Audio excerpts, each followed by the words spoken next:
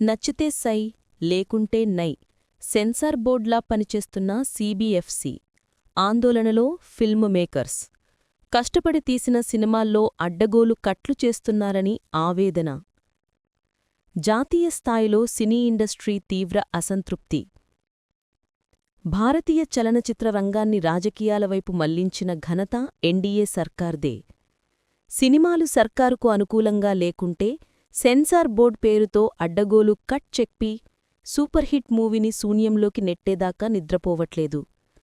అసలు జాతీయ స్థాయిలో సినిమాను విడుదల చేయాలంటే central board of film certifications CBFC అనుమతి తప్పనిసరి. దీని బోర్డు 2019 నుంచి ఇప్పటివరకు భేటీనే కాలేదు. అయినా అనధికారికంగా పదవుల్లో వ్యక్తులు కొనసాగుతూనే ఉన్నారు. కేంద్రంలోని ఎన్డీఏ సర్కారుకు వ్యతిరేకంగా ఏవైనా సినిమాలు వస్తే సర్టిఫికేట్లు ఇవ్వాల్సిన ఈ సంస్థ సెన్సార్ బోర్డు బాధ్యతల్ని కూడా నెత్తికెత్తుకుంటోంది. దీనికి బాలీవుడ్, టాలీవుడ్, కోలీవుడ్, శాండల్వుడ్ వంటి భేదాలేం లేవు. జాతీయ స్థాయిలో విడుదలకు సిద్ధమయ్యే సినిమాలైతే చాలు, నచ్చితే సై లేకుంటే నై అన్నట్టే వ్యవహరిస్తున్నారని ఫిల్మ్ మేకర్స్ ఆందోళన వ్యక్తం చేస్తున్నారు. సినిమాల్లోని కంటెంట్ కంటే మాకేంటి అనే అవినీతి ధోరణి కూడా పెరిగిపోయిందని ఆవేదన చెందుతున్నారు. భారతీయ చిత్ర పరిశ్రమ ఇప్పటికే అంతర్జాతీయ గుర్తింపు పొందింది. ప్రపంచవ్యాప్తంగా దాదాపు 20కి పైగా భాషల్లో ఏడాదికి 2500 కంటే ఎక్కువ చిత్రాలు విడుదలవుతున్నాయి. కోట్లాది రూపాయల ఆదాయాన్ని ఆర్జిస్తున్నాయి. వినోదం సహా అనేక రకాల పన్నుల్ని చెల్లిస్తూ కేంద్ర, రాష్ట్ర ప్రభుత్వాలకు ఆదాయాన్ని సమకూరుస్తున్నాయి. అయితే ఇందులో కొన్ని చిత్రాలు మాత్రమే అతి కష్టం మీద ప్రపంచస్థాయి గుర్తింపును పొందుతున్నాయి.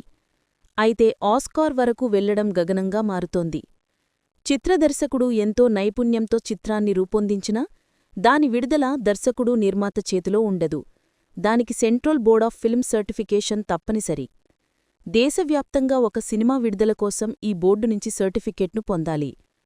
అనుమతులు ఇవ్వడం, తిరస్కరించడం ఆ బోర్డులో ఉండే సభ్యుల నిర్ణయంపై ఆధారపడి ఉంటుంది.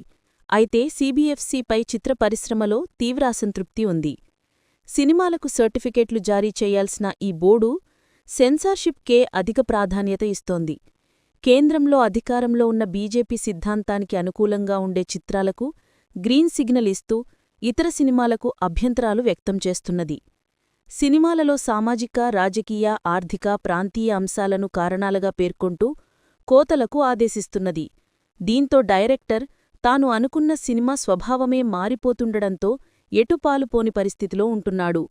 ఫిల్మ్ బోర్డు పదుల సంఖ్యలో కోతలు విధిస్తుండడంతో దర్శకుడు చెప్పదల్చుకున్న కథ తలాతోకా లేకుండా మిగులుతోంది.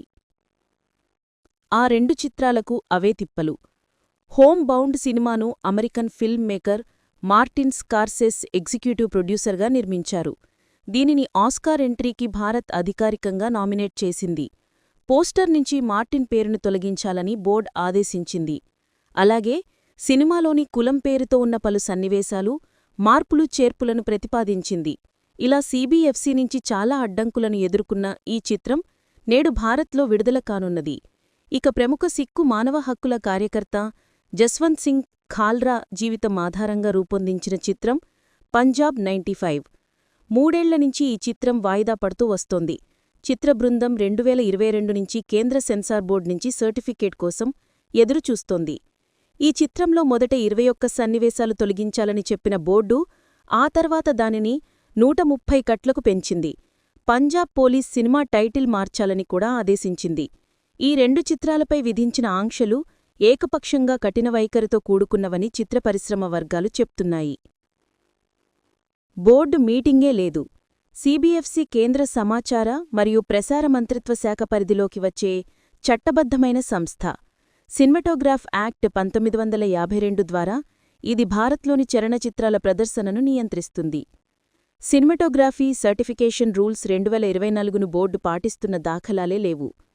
సదరు నిబంధనల ప్రకారం బోర్డు ప్రతి 3 నెలలకు సారైన సమావేశం కావాలి. వార్షిక నివేదికను రూపొందించి ప్రచురించాలి. దాన్ని కేంద్ర మంత్రిత్వ శాఖకు సమర్పించాలి. 3 ఏళ్ల పదవీకాలానికి సభ్యులను నియమించాలి. సీబీఎఫ్సీ అంటే ప్రేక్షకులు చూసేలా చిత్రాలను సర్టిఫై చేయాల్సిన ఒక బోర్డు. అది సెన్సార్షిప్ సంస్థగా పనిచేయద్దు. 2019 నుంచి ఇప్పటివరకు ఒక్కసారి కూడా పూర్తిస్థాయి బోర్డు మీటింగ్ జరగలేదు. ఆ సంస్థ వెబ్సైట్లో 2016-17కు చెందిన సిబిఎఫ్సి వార్షిక రిపోర్టే ఉంది. 2017లో బోర్డులో సభ్యులను 3 ఏళ్ల కాలానికి నియమించారు.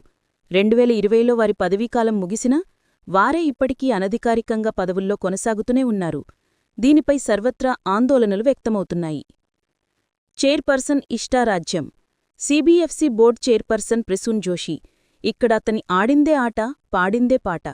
పూర్తిగా వన్మ్యాన్ షో నడుస్తోందని చిత్రపరిశ్రమ తీవ్రంగా ఆక్షేపిస్తోంది. తనకు నచ్చినవారితో కలిసి బోర్డును నడిపిస్తున్నారు, మిగతావారిని దగ్గరకు కూడా రానివ్వట్లేదు అని చిత్రపరిశ్రమ వర్గాలు చెప్తున్నారు. ఏ అధికారాలు లేకుండా గతంలో ఉన్న ఫిల్మ్ సర్టిఫికేషన్ ట్రిబ్యునల్ FCATని 2021లో రద్దు చేశారు. దీంతో ఫిల్మ్ మేకర్స్ బోర్డు నుంచి ఏదైనా సమస్య వస్తే హైకోర్టులను ఆశ్రయించాల్సి వస్తోంది. దీనితో సమస్యల పరిష్కారానికి సుదీర్ఘ సమయం పడుతున్నది. బోర్డు నుంచి చిత్ర పరిశ్రమ ఎదుర్కొంటున్న ఈ సమస్యను పరిష్కరించకపోతే మొత్తం ఇండస్ట్రీ తీవ్రంగా నష్టపోయే ప్రమాదమున్నదని సినీ విశ్లేషకులు చెప్తున్నారు. బోర్డు నిబంధనల ప్రకారం నడుచుకోవాలని, చట్టబద్ధంగా విధులను నిర్వర్తించాలని కోరుతున్నారు. ఆ ప్రకారం సంబంధిత మంత్రిత్వ శాఖ దృష్టి సారించాలని సూచిస్తున్నారు.